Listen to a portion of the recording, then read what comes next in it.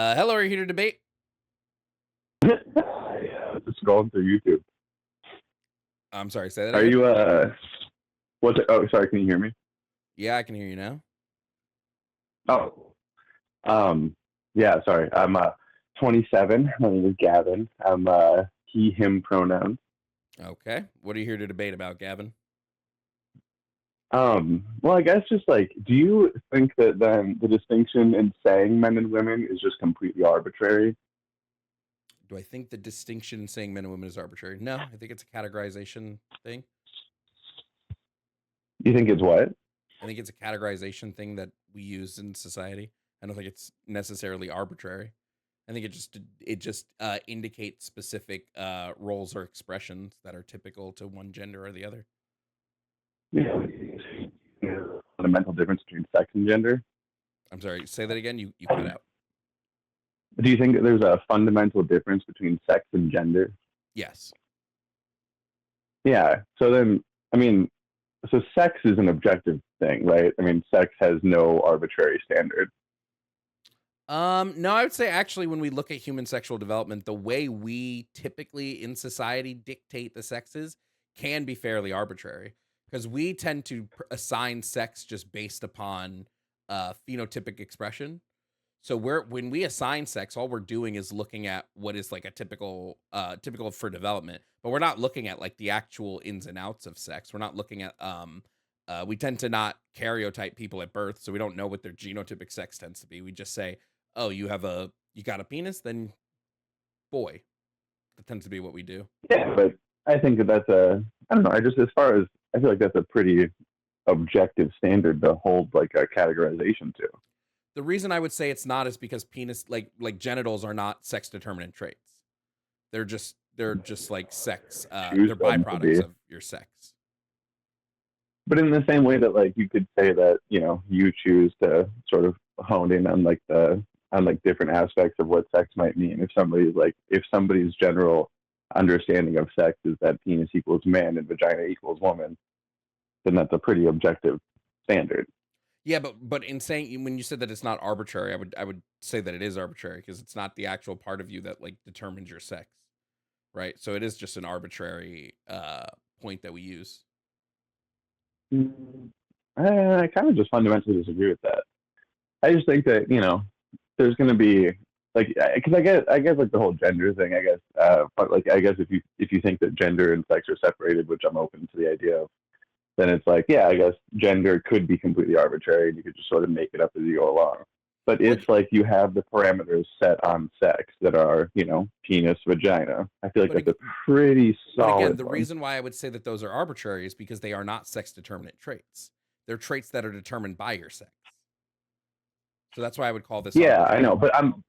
but again, like I'm trying to, I guess, sort of like reframe that. So like in you having like an already like characterized thing of like what determines sex, right? Which would be like, right, chromosomes, like chromosomally, right? But if you just take it down to like a much more basic level, you know what I mean? And you just go, well, here's where I draw the sexual distinction line. So I'm not really, you know what I mean? Sure. I mean, what's the larger point? Because I feel like we're just getting caught in a loop now. What's the larger Oh no, argument? just like whether or not like men are men and women are women, or I guess like a man could ever just like decide. Because like I guess to me, once you allow for just like any guy to say that they're a chick, it just kind of opens up the floodgates to gender and sex being completely arbitrary. Well, the difference here is I don't think men are women, and I don't think women become men. I think we might have a fundamental difference in how we believe gender identity to work in like on like a neurological level. But I don't believe that men become women. I believe that sometimes women pretend to be men so that way they don't face ostracization from society. And that when they're able to finally be who they are in their gender identity, that's when they start identifying uh, publicly with women. But they've always been women. It's just some of them pretend to be men so that they don't face ridicule or worse violence. Yeah, but I mean, could that? I don't know if you could really use that as like a as one of the parameters, right? You can't say like, I don't know if like, because gender seems like it's a pretty cut and dry kind of thing as far as like, in that exact, like, so in that circumstance, right, like you have people who are sort of like adhering to the social norms in order to like make themselves more presentable to society as a whole, right, who are like sort of like not living a truth that is deep inside of them, but like in, I don't know, it just, So that makes it arbitrary to I me. don't I feel believe like, the way you present to society dictates what your gender identity is. I think it only is going to be how you express that your gender in whatever way you want to express it.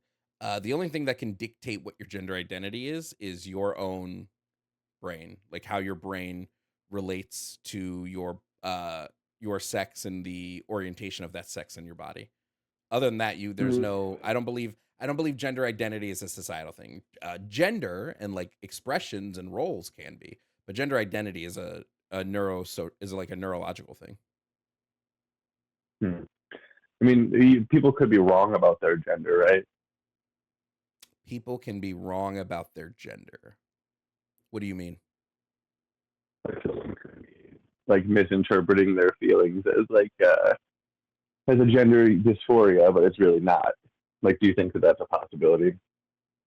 Um, like misinterpreting whether they have gender dysphoria. I think some people just don't just feel dysphoric sometimes. They don't have gender dysphoria. They just feel dysphoric. Yeah, yeah, just kind of feel out of place. Yeah, that's what I'm saying. Like, I feel like allowing like the distinction of something as serious as gender and sex is sort of like, I don't know. It just seems a little crazy to me to like put it up to something as arbitrary as like, oh well, this person does feel this way. It's like, Well, well, that's how else I would we don't do? know. How else would we identify any identity?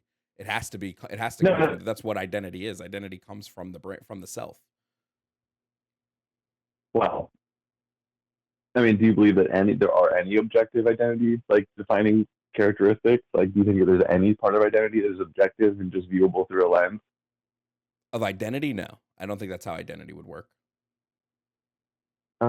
Really, I mean, if you identify as a human being, right? Part of my identity is that I'm a human being. Some people That's a don't pretty, identify as a human being. Like I hate to say, but well, yeah, that's fair. there are Yeah, people that no, no, that's identify as true. other things, right? Yeah, that's wicked too. Yeah, uh, I just, I don't know. To me, it just seems like if you add like these extra contexts onto like, or if you add like these arbitrary natures onto things, you're sort of just like, I just feel like you can come up with other words. Like in the same way, like the whole sex and gender discussion I've been having a lot recently with people in my life and like just like trans friends and shit. And I'm like, okay, I get it. I get you guys. And like, I love you regardless, but I'm just kind of trying to get where they're coming from. I was raised like pretty conservative. And so like to me, gender, sex, it does make sense to me. But then I feel like it's pretty easy to determine to like make broad observations about societal, like about like how we interpret sex and I like think what the that is. problem is some people really want gender to be this rigidly decided thing that society chooses, not realizing that the societal implications of gender play into how people internally associate with gender. So I call gender a neurosocial concept, right? Gender exists in the brain, it exists culturally. Basically what happens is your brain uh has a link to your sex, and your brain is going to identify with your sex one way or another. So it's going to look at your sex and it's either going to align with that sex or disalign. Once you have that alignment or disalignment, you're then going to look at your brain is then going to subconsciously look at the schema that you have for either of the sexes and see if you relate to any of those schemas.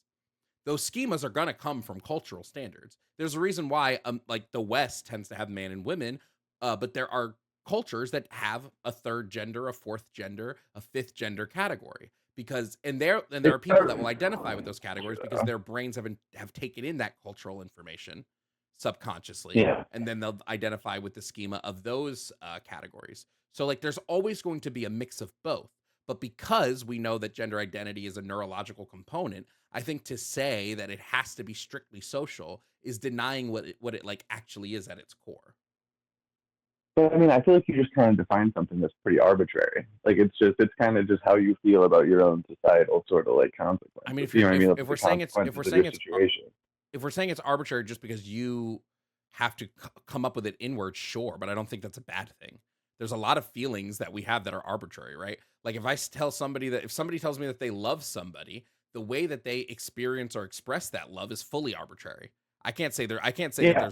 there's a specific qualifier. Or if somebody tells me this person is my friend, I can't tell them what characteristics or traits someone has to be a friend. What is the what makes somebody a friend to them is going to be a completely arbitrary thing, but it's just as valid as what makes somebody my friend, right? Yeah. I think that the consequences of calling someone your friend are much, much, much, much less than, societally deciding that, maybe, because I think that like wasn't like minor gender affirming care a part of your thing too? Yeah, I do believe And I minors think should that, be able to receive gender affirming care. Yep. yeah, and I guess fundamentally probably just disagree with that, but also it's because of because on the premise of it, I think that the entire argument is made from a completely arbitrary standpoint.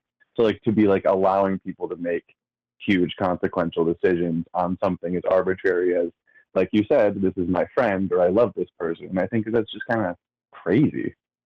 Wait. We could, even if we had a rigidness to sex and gender, right?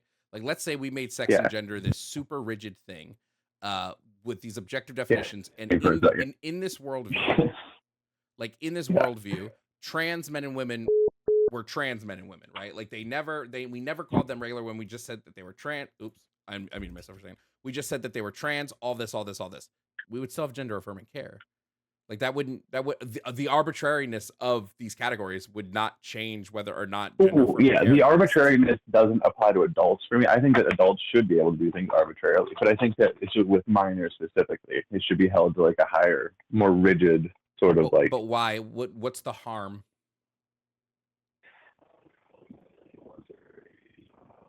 Fully Oh, developed prefrontal cortex. That is, you broke up super hard there. If you want to say that again. oh, wait.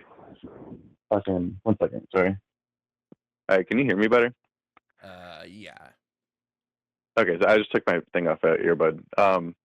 No, but I feel like so, like adults should be able to do things arbitrarily. I mean, you're an adult. You've like you have a fully developed brain. You have all like the parts. You know what I mean? Like you have a fully formed frontal cortex, whereas like a child does not. And we've sort of societally decided that children should not be able to be given like opportunities to make decisions that seriously harm them in the long run. You know what I mean? Wait, but you haven't expressed the harm. You said that there was harm, and when I asked you what the harm was, you said, well, they shouldn't be able to make decisions Oh, well, I that may mean, there's harm them. obvious What's the harm harm? in mutilating your genitals, But or what like is not like having them form fully. hold on, because you know that this would be disingenuous because they're not mutilating their genitals. Genital surgery, the earliest genital surgery is done is 17, like at the earliest. So you know that that's not happening.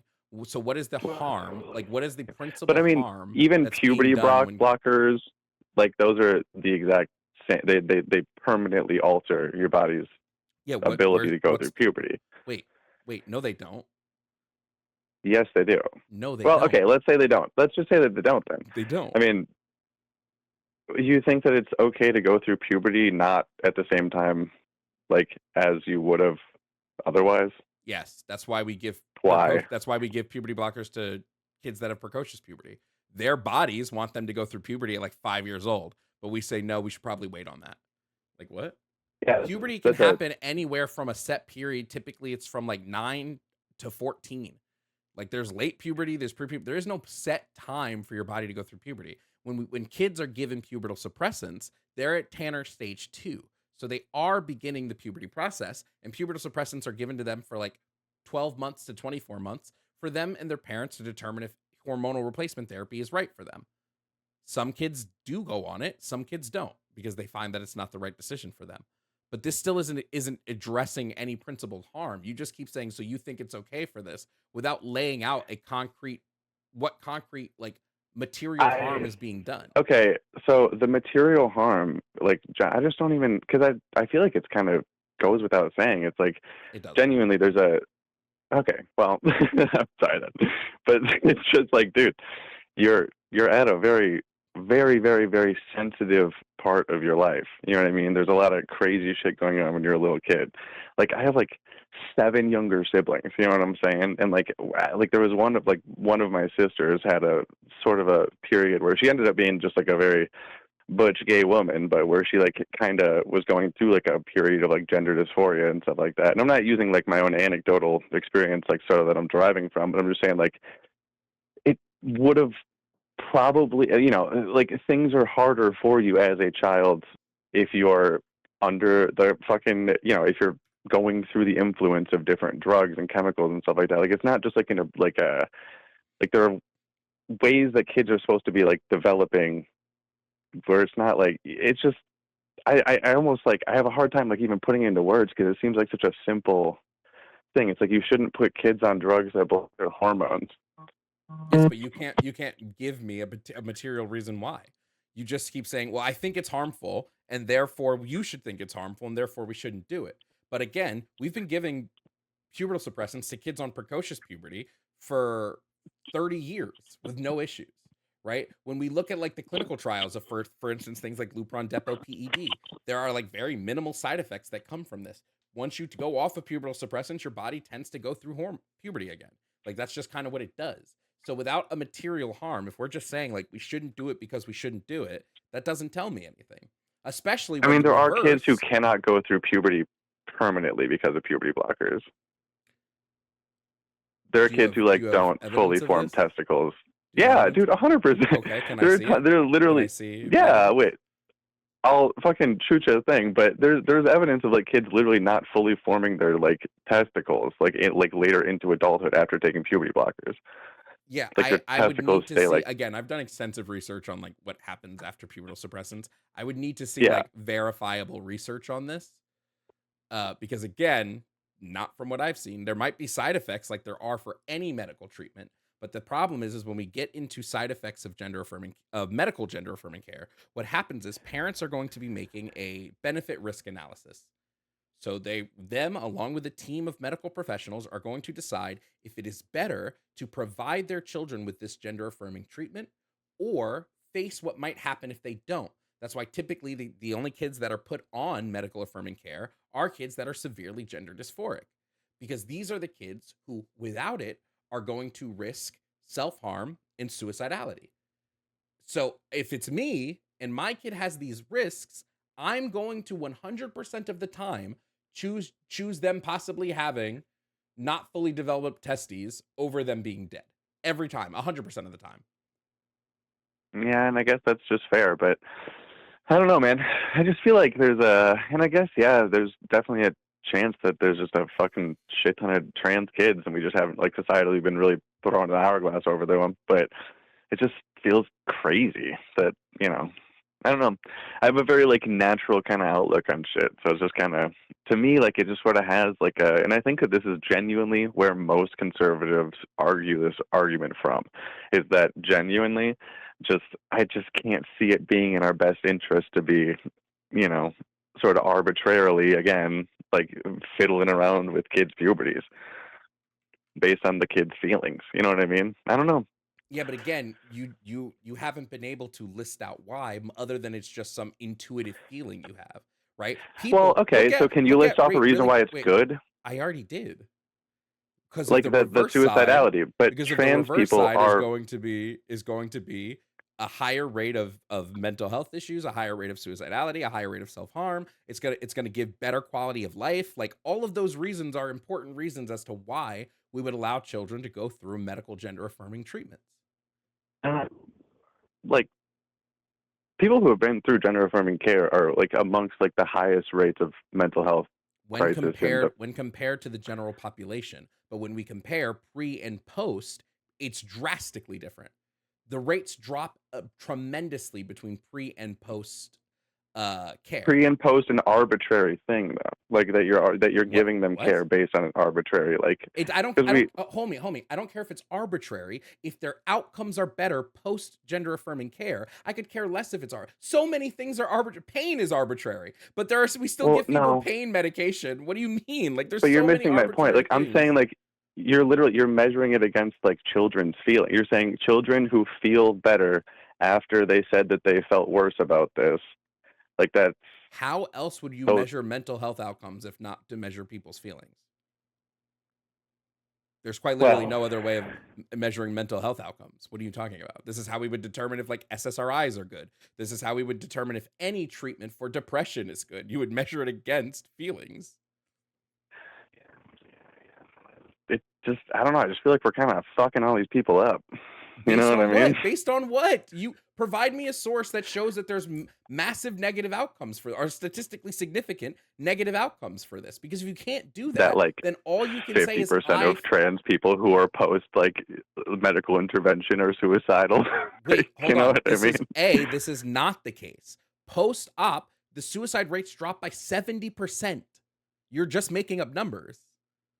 What you're comparing is their suicidality to the general population, which, when you look at any study that analyzes why trans people have a higher rate of suicidality than the general population, it's because of societal and familial stigmatization. It's not just because they're trans, it's because of the way the world treats them for being trans. So you're just making things up at this point. Well, that definitely is not a made-up statistic that like post-medical intervention that like the like legitimately vast majority of trans people still have mental health issues. This is not, again, compared to the general population, not compared to themselves. Just out of the crop. If you have 100% of people who have had medical intervention, if you take the 100% of people who have had medical intervention for for gender dysphoria or whatever, of those people, their rates above that are insane for mental health disorders. You know what I mean? Again, you can't just compare this to the ether. You have to, if we're comparing whether or not a treatment works, you have to compare pre and post treatment. You can't just say, let's look at what happens with the treatment on its own. That's existing in a vacuum. You have to exist in the material reality, which would be, how does it work when compared to not receiving it? And we have multiple massive systematic reviews that analyze this. You're just basing it off of no data. I know, but you're also basing it off of like the feelings of children. That's what you're like. Again, you know what I'm saying? How else do you gauge whether someone's mental health is better if not feelings? How else would you do that? I think that we should be having broad stroke medical intervention for children based on feelings. I just don't think that. So you don't think children should receive SSRIs either? Like if I have a kid who's clinically depressed, I shouldn't give my child, like clinically depressed, like diagnosed with clinical depression, I shouldn't give my child SSRIs. How old's your kid? What? How old's your kid? What does that matter if they're clinically depressed? Well, I mean, if you have a clinically depressed... I have a 13-year-old who's clinically depressed. What should I do? They are clinically 13-year-old, if they have a actual chemical imbalance, yeah, we can talk about SSRIs. Okay, but I mean, so if they're out of, but like again though, like if they're not healthy though, like if they have none of the other things that humans need to be happy, it's like, well, so hold on. Your claim originally was we should not give medical treatment if it's based on how someone is feeling.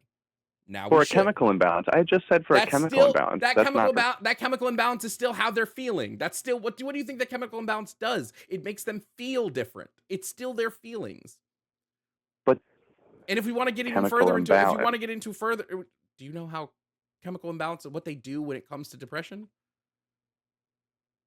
Do I know what a chemical? Doesn't it just prevent you from getting all the happy feely chemicals and absorbing them? It's still feelings. That is still feelings. Yeah. Every feeling in our body is based on a chemical reaction. So this would be another feeling based on a chemical reaction. But we have a way to measure whether or not your body can process serotonin. You know what I mean? How do you think people are diagnosed clinically depressed? I mean, it's like a feelsies thing. I know that it's just feelsies, but like I've always assumed that there was that you would take SSRIs. Like some people took SSRIs based on like a chemical like thing that you could see dispositionally. The typical way clinical depression is diagnosed is by just talking with someone.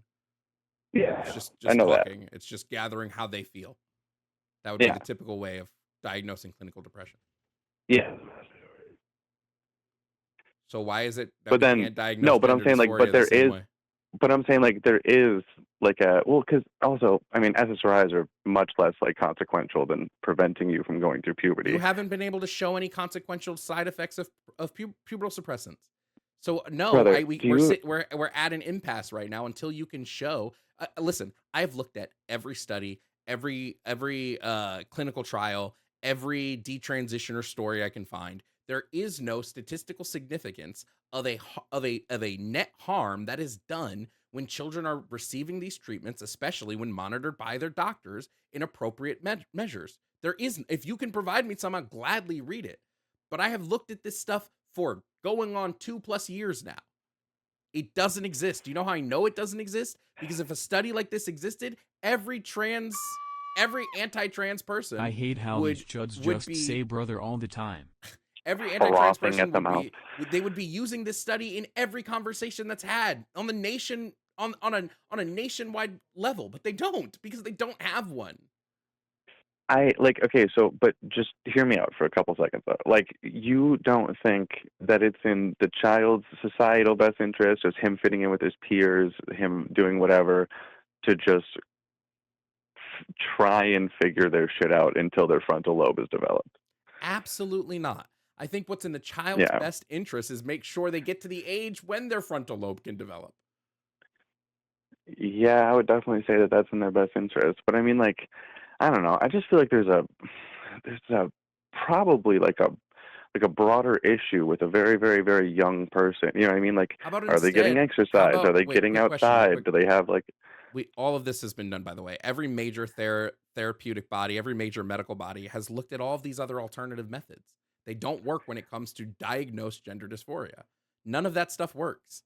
The gender dysphoria is this massive feeling of stress that is persistent, consistent, and insistent within the children, right? Massively. And it takes oftentimes 6 months to even diagnose that these feelings are persistent, insistent, and consistent. But like every other form of therapy, which therapy is done, it's like the first step of gender affirming care. All of these other things are done, right? They don't work. They don't effectively lower the rate of suicidality and self-harm. What does is the ability to transition. Now, some kids will transition socially. Simply all they'll do is social transition. Some will require medical transitioning if their gender dysphoria is severe enough. And I think it's in our best interest to allow these children to do what's necessary to keep them alive, healthy, and reduce negative mental health outcomes. I think it's in all of society's best interest. If our issue is how are the other kids in their class going to treat them, then I would say teach these other kids in their class not to be bigots, and then we don't have an issue. Yeah, fair enough. Yeah, I fundamentally really do agree with you. It just feels weird, you know what I'm saying? Sure, I think if Like, there's you did just make like some. an intuitive feeling, I think that, but like our intuitive feelings of things we should be able to combat those with like logic, facts, stats, and things like that. Yeah, and I mean that's what I'm saying. Yeah. No, I hear you out. I guess like it just again like it does. It's like I guess it is kind of an arbitrary thing that we just kind of respect. Yeah, but Yeah. like I said, I don't something being arbitrary doesn't mean anything to me. Like it's just something being arbitrary doesn't make it bad. It just makes it arbitrary.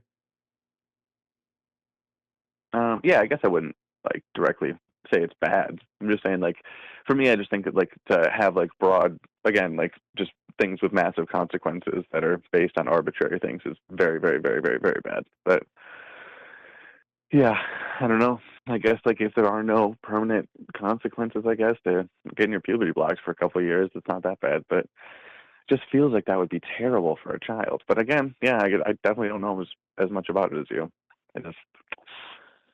I don't know, friend. Well, thanks for the talk. All right, no problem. Yeah. Hey, good one though. You did make me feel quite a bit differently in a lot of this stuff. So have a good day, my friend. All right, you too.